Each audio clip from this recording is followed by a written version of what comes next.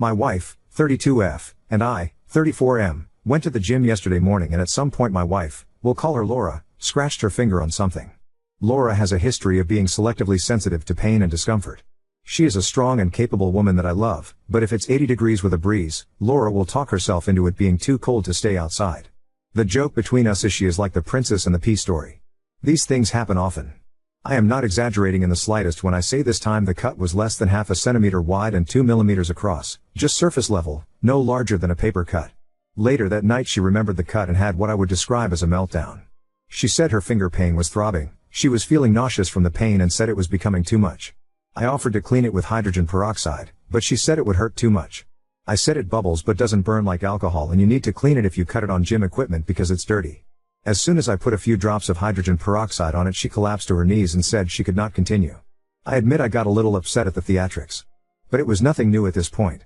Then after I rinsed the wound in the sink, she is still on her knees crying. I told her I was going to get Neosporin and a Band-Aid, to which she begged me not to add Neosporin because it would hurt. I explained to Laura that Neosporin actually would cause no pain and even add potential relief. She yelled when I put it on and nearly fainted. At this point I was a little upset and potentially the asshole. I tried to explain to Laura that her body was very resilient and she is a tough person because I've seen it in our workouts and the way she can work through brutal work challenges and environments. However, she needs to work on her psychological hang-up on discomfort like this. We want to have kids in next 2 years and in all honesty I don't think she can handle childbirth right now. I said it's something we can work on together, but to start, she needs to get serious and adopt the mentality that her body can handle a lot. I told her it's upsetting that she seems to just give up and surrender to any pain like she has no will to shake it off. What example would we be setting for our child? What would happen if you were injured and needed to get help without me? We ended up getting into an argument about this. I feel like an asshole, but I don't know how I could have approached this differently. Edit/context. First, I would like to thank everyone for sharing their thoughts and suggestions. Second, I would like to clarify that I'm one of those lucky few that married someone they consider their soulmate.